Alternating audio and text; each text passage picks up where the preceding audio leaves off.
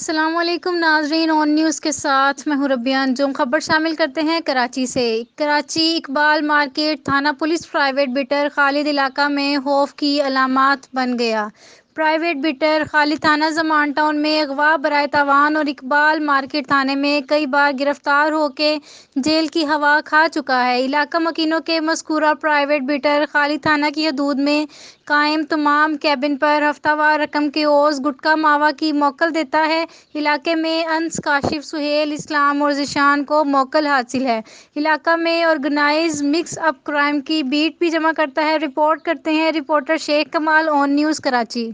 Like کریں، comment کریں، share کریں اور بیل آئیکن کو پریس کرنا مت بھولیں۔ دیکھتے رہیے آن نیوز۔